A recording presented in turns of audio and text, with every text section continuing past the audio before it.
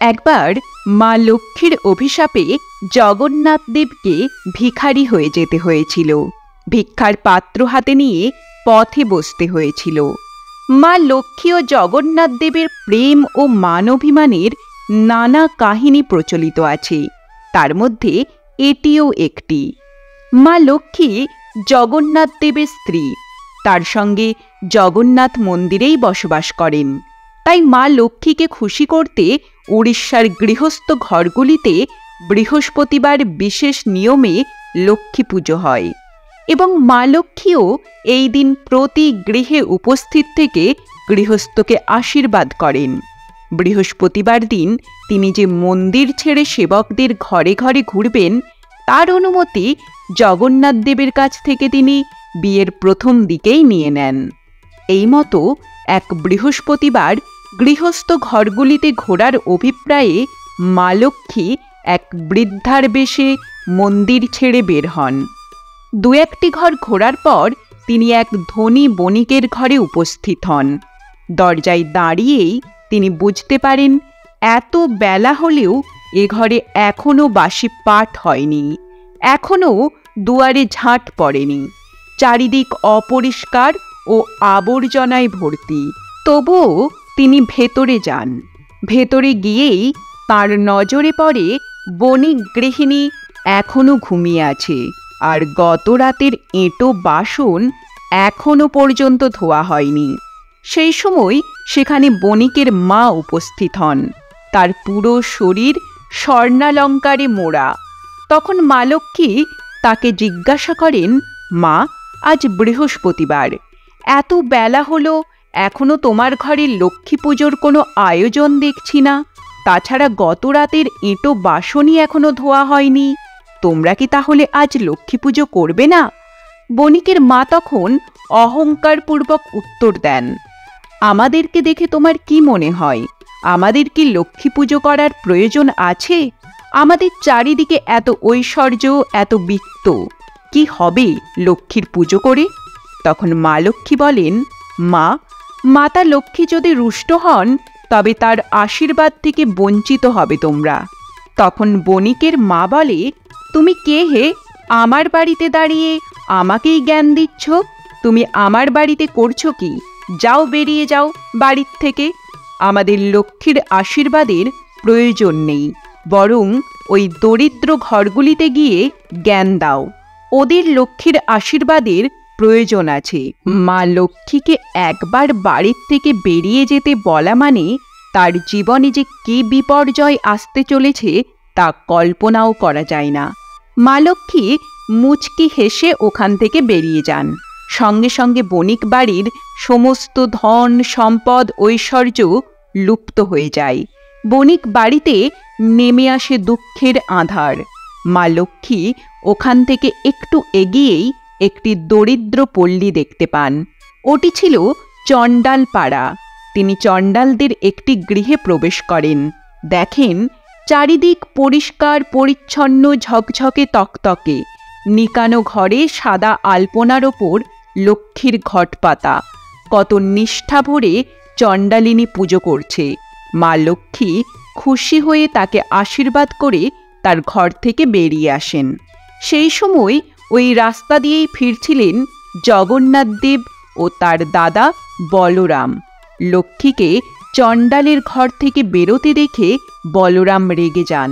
তিনি ভাই জগন্নাথকে বলেন, এ কি দেখছি জগন্নাথ, তোমার স্ত্রী লক্ষ্মী চণ্ডালের গৃহে গিয়েছিল? ও কি জানে না চণ্ডাল ভক্তের গৃহে যাওয়া এবং তাদের মন্দিরে আসা বারণ? এ প্রসঙ্গে বলি, আগে জগন্নাথপুরীতে চণ্ডালদের প্রবেশ নিষিদ্ধ ছিল। তবে এখানে চণ্ডাল মানে কোনো খারাপ কিছু বোঝানো হয়নি। যারা বেদের নিয়ম কানুন মেনে চলত না তাদের মূলত চণ্ডাল ভাবা হতো। আর হিন্দু দেবদেবীদের যেহেতু বৈদিক নিয়মে পুজো আচ্চা হয়, তাই অবৈদিক নিয়মকানুন প্রসঙ্গেই বলরামের এই উক্তি। যাক, বলরাম তো রেগেই আগুন। তিনি জগন্নাথকে বললেন, লক্ষ্মীকে আর মন্দিরে ঢুকতে দেওয়া চলবে না, তুমি লক্ষ্মীকে ত্যাগ করবে। জগন্নাথদেব দাদাকে বললেন, এটা তো সম্ভব নয়, কারণ লক্ষ্মীকে তার ভক্তের বাড়িতে যাওয়ার অনুমতি আমি নিজেই দিয়েছি। আর চণ্ডাল গৃহস্থে যথেষ্ট নিয়ম মেনে লক্ষ্মীর পুজো করে, তারাও তার ভক্ত, তাহলে কোন অপরাধে আমি তাকে ত্যাগ করব? বলরাম তো কোনো কথাই শুনবেন না। শেষমেশ তিনি বললেন, মন্দিরে হয় লক্ষ্মী থাকবে, নয় আমি। জগন্নাথদেব আর কি করেন? যতই হোক দাদা, তার সম্মান আগে। তিনি এক রাশ কষ্ট নিয়ে মা লক্ষ্মীকে সমস্ত কথা বললেন। সে সঙ্গে এও বললেন তিনি লক্ষ্মীকে ত্যাগ করছেন। মা লক্ষ্মী মনে মনে ভাবলেন, মা লক্ষ্মীকে ত্যাগ, তাকে মন্দির থেকে তাড়িয়ে দেওয়ার পরিণাম এরাও কি জানে না? তিনি ক্রুদ্ধ হয়ে জগন্নাথদেবকে দিয়ে দিলেন ভয়ঙ্কর অভিশাপ। বললেন, স্বামী, আজ থেকে আপনার খিদে মিটবে না। আপনি সবসময় খিদের জ্বালায় ছটফট করবেন, কিন্তু খাবার জুটবে না। একমাত্র আমার রান্না খাবার খেয়েই আপনার এই খিদের জ্বালা মিটবে। এই বলে মা লক্ষ্মী মন্দির ত্যাগ করলেন। লক্ষ্মী যাওয়ার সাথে সাথে জগন্নাথ মন্দিরের সব ঐশ্বর্য, সব বৈভব, সব আলো গেল নিভে। যে রান্নাঘরে এক এক বেলায় 56 ভোগ রান্না হয়, সেই রান্নাঘর ভাঁড়ার হয়ে গেল শূন্য। যত দাস দাসী সেবক মা লক্ষ্মীর সঙ্গে সবাই মন্দির ত্যাগ করলেন। জগন্নাথ ও বলরাম হয়ে গেলেন লক্ষ্মী ছাড়া। সব শ্রী গেল মুছে। সকালে স্নান সেরে জগন্নাথদেব ও বলরাম বসলেন খেতে, কিন্তু খাবার আর আসে না। জগন্নাথদেব রান্নাঘর দেখে এসে বললেন, লক্ষ্মী মন্দিরে নেই, আজ তো রান্নাই হয়নি। সে সব সেবকদের নিয়ে গেছে সঙ্গে, আজকে তো খাবার পাওয়া যাবে না। দু ভাই মিলে তখন ভাঁড়ার ঘরে গেলেন। দেখলেন চাল ডাল কিচ্ছু নেই, সব পাত্র শূন্য। বুঝলেন এভাবে বসে থাকলে আর খাবার জুটবে না। তখন দুভাই ব্রাহ্মণের বেশ ধরে ভিক্ষার পাত্র নিয়ে পথে নামলেন। কিন্তু ওই যে লক্ষ্মী স্ত্রী মুছে গেছে, তাই খেয়াল করলেন ভিক্ষা দেওয়া তো দূর, তাদের দিকে কেউ তাকাচ্ছেই না। সারা দিন কেটে গেলেও যখন একটা দানা জুটল না, তখন ক্লান্ত দুভাই হাঁটতে হাঁটতে গিয়ে পৌঁছালেন এক মন্দিরের সামনে।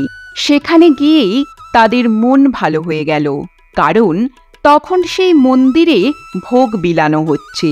তারা বাটি হাতে ভোগের লাইনে দাঁড়িয়ে পড়লেন। কিন্তু তাদের কাছে যখন ভোগের পাত্র উপস্থিত হল এবং তারা নিশ্চিত উদরপূর্তির আনন্দে বিভোর, তখন বাঁধল বিপদ। মন্দিরের পুরোহিত বললেন, একদম এদের ভোগ দেবে না। এদের দেখেই মনে হচ্ছে এরা লক্ষ্মী ছাড়া, অশুভ, এদের তাড়িয়ে দাও। বলরাম তখন বুঝলেন তারা কি ভুল করেছে। তাদের দেখে একটি লোকের মায়া হলো। লোকটি তখন জগন্নাথদেব ও বলরামকে বলল, সামনের ওই যে চণ্ডাল পল্লী আছে, ওখানে এক চণ্ডালিনী আছে যে খুব দানশীলা। তার দুয়ারে গেলে কেউ কোনো দিন ফেরেনি। তোমরাও যাও, ওখানে গেলেই খেতে পাবে। বলরাম মন থেকে রাজি না হলেও খিদের জ্বালায় চণ্ডাল গৃহে যেতে বাধ্য হলেন। গিয়ে দেখলেন এটা সেই গৃহ যেই গৃহে আসার জন্য লক্ষ্মীকে তারা তাড়িয়ে দিয়েছেন। চণ্ডাল গৃহে যেতেই চণ্ডালিনী জানতে চাইলেন তাদের কিভাবে সেবা করবে। তখন বলরাম বললেন, চাল ডালের ব্যবস্থা করে দিতে, রান্না তারা নিজেরাই করে নেবে। চণ্ডালিনী তাই করলেন। বলরাম তখন ভাই জগন্নাথকে বললেন, তুমি রান্না করো, আমি স্নান সেরে আসি। জগন্নাথদেব তাই করলেন। জগন্নাথদেব রান্নায় বসলেন, কিন্তু উনান কিছুতেই জ্বলে না। এদিকে বলরাম স্নান সেরে খুশি মনে ফিরে এলেন, ভাবছেন এবার পেট ভরে খেতে পারবো। কিন্তু ফিরেই দেখেন এই বিপত্তি, রান্না তো দূর, উনানই জ্বলছে না। তখন জগন্নাথদেবকে সরিয়ে তিনি উনান জ্বালার চেষ্টা করলেন, কিন্তু আগুন তো জ্বলছেই না, বরং গোটা ঘর ধোঁয়ায় ভরে যাচ্ছে। তাদের যখন নাজেহাল অবস্থা, তখন সেখানে উপস্থিত হলেন চণ্ডালিনী। তিনি বললেন, প্রভু, আমি যথাবিধি নিয়মে শুদ্ধাচারে রান্না করেছি, আমার গৃহে ভগবানকে ভোগ না দিয়ে অন্ন গ্রহণ হয় না। আপনারা আমার পাক করা অন্নদ্রব্য গ্রহণ করুন। উপায় তো কিছুই ছিল না, রাজি হতেই হলো বলরামকে। কিন্তু খাবার মুখে দিতেই তো অবাক, এ তো লক্ষ্মীর রান্না। শেষ পাতে এলো এক বিশেষ মিষ্টি, সেটা মুখে দিয়েও অবাক। এও তো লক্ষ্মীর বানানো। এই বিশেষ মিষ্টির কথা একমাত্র লক্ষ্মীই জানে। ওরা বুঝতে পারল এই গৃহে মা লক্ষ্মী উপস্থিত আছেন।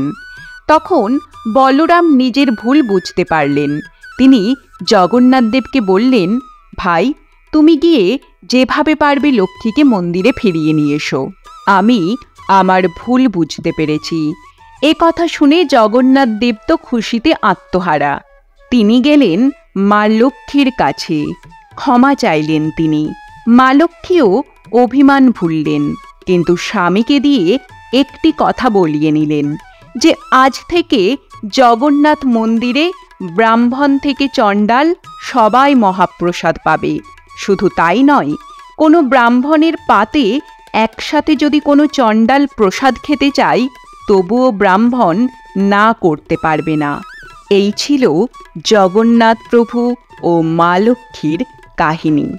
এরকম কাহিনী আরও শুনতে চ্যানেলটি সাবস্ক্রাইব করে রাখুন এবং কমেন্টে জয় জগন্নাথ লিখতে ভুলবেন না।